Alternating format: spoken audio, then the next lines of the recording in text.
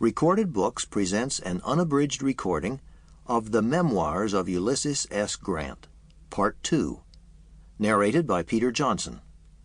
This work is copyrighted 1987 by Recorded Books Incorporated. This is a book that has behind it its own good story. In 1884, Ulysses S. Grant was in his 60s and broke.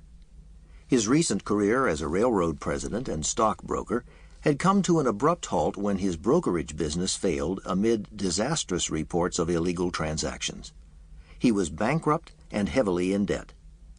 Searching desperately for a way to support his family, he began negotiations with a publisher with the idea of writing a book, as had many Civil War veterans.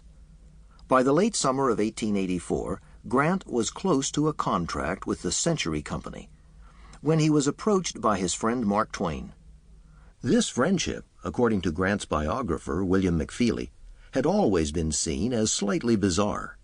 Clemens had once mocked the great general at a fancy testimonial ball by likening him to a baby trying to swallow its toe.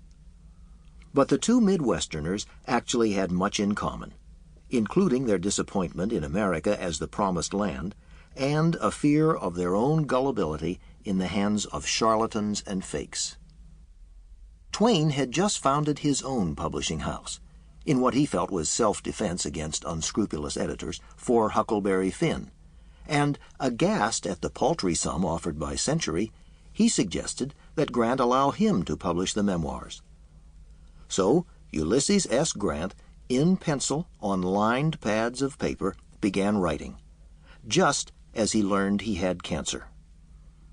He finished his 2 volumes in less than a year, completing them on July 14, 1885. 9 days later, he died.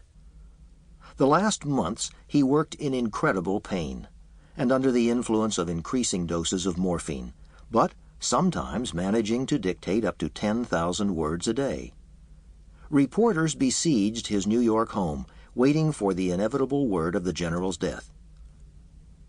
People stood outside sometimes for hours as the dying man inside struggled to finish his book before the cancer defeated him.